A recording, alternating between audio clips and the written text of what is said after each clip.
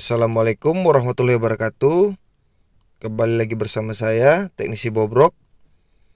Ya, kali ini kita dapat servisan Xiaomi Note 5 Bambu ya. Tapi usernya bilang disuruh periksa dulu ya, teman-teman. Karena dia mau tahu dulu kerusakannya baru dia bikin ya. Karena kita belum bisa menjawab, kita harus periksa dulu ya, teman-teman. Ya, kita menggunakan USB detector agar kita tahu handphone ini menyala atau tidak ya, teman-teman. Kalau dari analisa USB detector ini kemungkinan konektornya rusak ya, teman-teman. Konektor casnya rusak karena tidak ada tanda-tanda kehidupan ya. Oke, kita buka dulu penutup belakang ya. Sepertinya ini handphone sudah pernah dibongkar ya, teman-teman. Karena sudah tidak ada lemnya. Ya, seperti biasa kita buka dulu baut ya. Jadi para teknisi pemula yang belum pernah bongkar Xiaomi Note Bambu atau Note 5 Bambu, ginilah cara bukanya ya, teman-teman. Untuk di daerah saya ini handphone hampir sudah punah ya, teman-teman. Ya, ini kalau nggak salah sekitar 1 tahun yang lalu ya saya bongkar. Baru ini saya ketemu lagi nih dengan Xiaomi Note 5 Bambu ya, teman-teman. Ya, kita buka dulu ya, teman-teman, bautnya. Lumayan banyak sih bautnya, teman-teman ya. Oke. Setelah terbuka semua ya, buka dulu bagian bawah dan buka atas, terserah mana-mana. Yang penting bautnya dibuka semua ya, teman-teman, agar kita bisa ngecek bagian mesin dan bagian cas ya. Karena saya curiga ini di bagian pengecasan ya, teman-teman. Karena tidak detect USB detector ya, atau tidak ada arus ya sama sekali ya, teman-teman. Kalau teman-teman tidak mempunyai USB detector atau USB tester, teman-teman bisa menggunakan kabel data ya untuk cara ngetes jalur cas dari Xiaomi Note 5 Bambu ini ya, teman-teman. Jadi ini saya ngetes dulu bagian mesin ya, teman-teman. Setelah itu kita ngetes bagian cas ya dengan menggunakan kabel data dan avometer ya, teman-teman. Oke. Kita cari dulu jalur positifnya ya, teman-teman. Jalur positif baterainya di mana? Terus kita jumper dengan atau kita solder dengan kawat timah gulung ya, atau timah gulung, agar kita bisa ngetes menggunakan power supply ya, teman-teman. Oke. Saya menggunakan avometer digital ya. Bisa juga dengan analog bisa. Saya menggunakan digital ya, karena sudah terbiasa ya, teman-teman. Kalau dulu memang saya pakai avometer analog. Oke. Kita ukur dulu jalur positifnya. Tunggu ya, teman-teman. Saya ngatur avometernya biar kelihatan ke kamera ya, teman-teman. Maaf, teman-teman ya. Kamera saya cuma satu ya. Harap dimaklumi ya. Oke, setelah kita ukur, kita udah dapat jalur positifnya di mana. Tapi ingat ya, teman-teman, kita jangan menyolder di soket baterai ya. Kita cukup solder di jalur lain ya, yang satu jalur dengan positif baterai ya, teman-teman. Saya dapat di titik di titik di atas baterai ya teman-teman, atau di atas soket baterai ya, yang di mainboard ya teman-teman.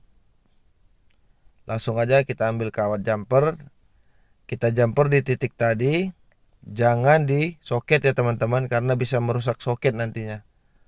Jadi kita cari jalur lain ya, agar kita bisa menjepit atau mengetes dengan power supply ya teman-teman. Cukup positifnya aja ya teman-teman. Kalau negatifnya terserah, bisa juga. Tapi saya cuma positifnya aja ya teman-teman.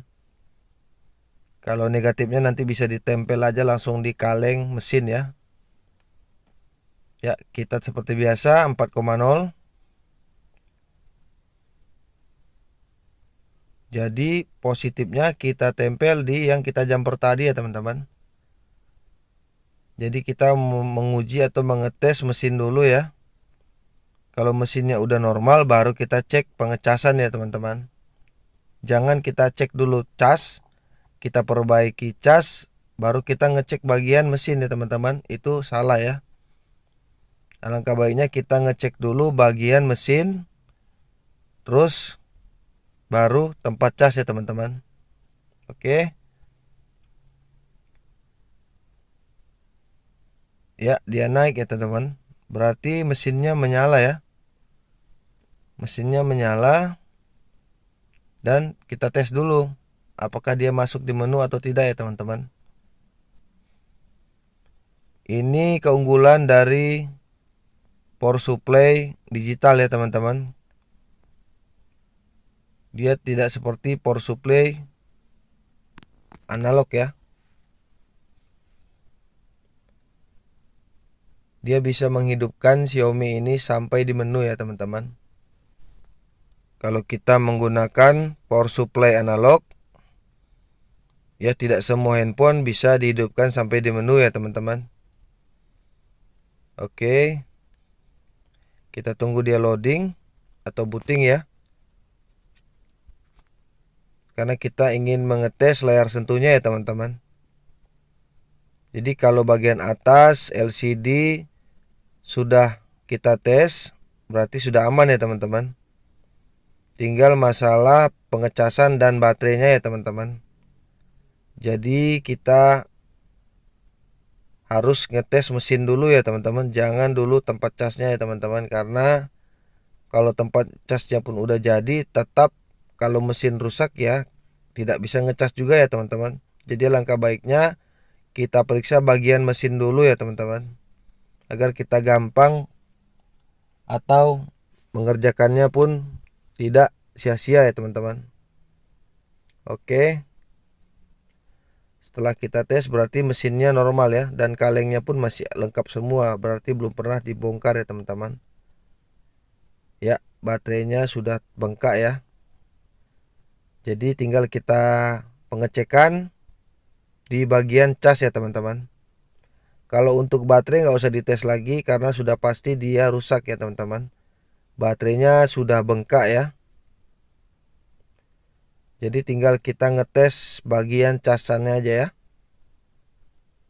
Apakah pengecasannya rusak? Jadi saya menggunakan kabel data. Saya pasang kabel ke konektor. Saya menggunakan ampermeter untuk ngecek di jalur USB-nya ya, atau jalur positif negatifnya ya teman-teman. Apakah dia masuk arusnya ya. Dan ingat soket di atas jangan dicabut ya teman-teman, karena itu kita mau ngetes ya. Apakah ada arus dari mainboard ke USB ujung ini ya teman-teman. Oke, bagian positif tidak ada pergerakan ya teman-teman. Wow, berarti putus ya teman-teman. Bagian negatif ada ya. Berarti kita sudah bisa menyimpulkan permasalahan handphone Xiaomi Note 5 bambu ini mati karena casannya rusak ya teman-teman. Jadi kesimpulannya dua ya, kerusakannya dua ya teman-teman. Kita bisa menyampaikan kepada usernya bahwa kerusakannya ada dua ya. yaitu di baterai dan di konektor cas ya teman-teman. Karena ini cuma disuruh periksa, jadi kita belum bisa ganti ya teman-teman. Ini cuma disuruh periksa apanya yang rusak ya teman-teman. Ternyata konektor cas dan baterai. Ya, sekian dulu video saya cara memeriksa atau membongkar Xiaomi Note 5 Bambo dengan teknik teknisi bobrok ya. Terima kasih teman-teman telah nonton channel ini. Saya doakan murah rezeki, panjang umur, sehat selalu ya. Assalamualaikum.